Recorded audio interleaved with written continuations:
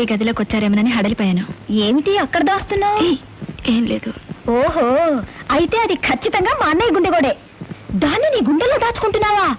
తప్పమ్మా, ఉత్తరానికి ఉక్కబోసి ఉక్కిరి బిక్కిరైపోతుంది. బయటిది. నేను తీయను. ఏం రాశాడట?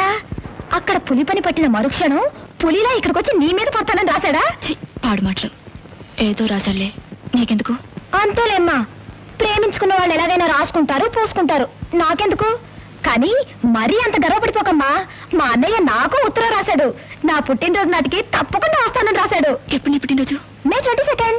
అబ్బా, మే నెలలో పుట్టావు, ఈ నెలలోనే పుట్టొచ్చుగా. అమ్మా ప్రీతి, వస్తున్నాను డాడీ. ఎవరొచ్చారో చూడు. హలో ప్రీతి, కులాసేనా? బాగున్నాను బావా. మీ పేరు నమ్రత కదూ? అవునండి. మీరు వచ్చినప్పుడంతా నన్ను చూసి ఇదే ప్రశ్న అడుగుతారు. నెలకు పేరు మార్చుకుంటారనుకున్నారా ఏమిటి? కాదమ్మా, మా ఫణీంద్ర గొప్ప మొహమాటస్తుడు. అందులో ఆడపిల్లలతో మాట్లాడేప్పుడు చాలా జాగ్రత్తగా మెలటం చిన్నప్పటి నుంచి అతనికి అలవాటు. ఏ ఊరు నుంచి వస్తున్నావు బావా? ఒక ఊరనే ఉంది, వ్యాపారం మీద ఊరూరు తిరగడమే పని. ఇప్పుడు జైపూర్ నుంచి వస్తున్నాను. ఎక్కడున్నా ఎంత పని మీద ఉన్నా నెలకోసారి ఈ మావయ్యను ఈ మేనకోడలను చూడటానికి టెన్షన్గా వచ్చేస్తుంటాడు.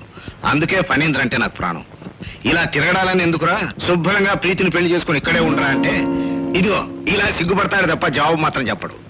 ప్రీతి పెళ్లికేం తొందర మావయ్య, ఇంకా చదువుకుంటుందిగా. నేను వెళ్తాను ప్రీతి.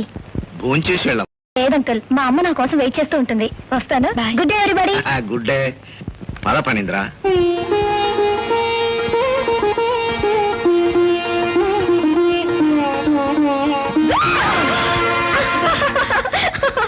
నేనమ్మా, పులనుకున్నావా?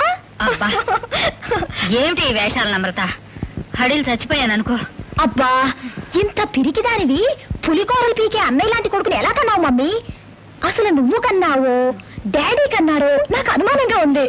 తల్లి, మీరిద్దరూ మీ డాడీ పోలికేనమ్మా. అందుకే నన్ను ఇలా హడలగొట్టి చంపుతున్నారు.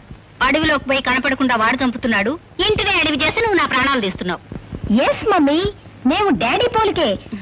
దేశానికి విపత్తు కలిగినప్పుడు పులిలా పాకిస్తాన్ మోకల్ని చెండాడి ప్రాణాలు త్యాగం చేసిన మేజర్ వ్యాఘ్రేశ్వరరావు గారి బిడ్డలం మేము. నువ్వేమో ఇంట్లో మేక పిల్లలా నా అంటావు. అన్నయ్యకి వచ్చిన భయం ఏం లేదమ్మా. ఇదిగో లెటర్ రాశాడు, చదువుకో. ప్రీతి, చదువుకుంటున్నావా? ఏం బావా? ఏం లేదు, నీకోసం దీన్ని తెచ్చి మావయ్య చేతికిచ్చాను. నన్నే స్వయంగా నీకేమైనా పంపించారు. బావా, నీకొక మాట చెప్పాలి, ఏమీ అనుకోవా? భలేదానివే, ఏమిటో చెప్పు. డాడీ మనకి పెళ్లి చేయాలనే ఉద్దేశంతో ఉన్నారు, కానీ నాకు ఆ ఉద్దేశం లేదు బావా. నువ్వు బాధపడుతున్నావు నాకు తెలుసు. ఈ మాట ఎప్పటికైనా చెప్పక తప్పదు. ఆలస్యం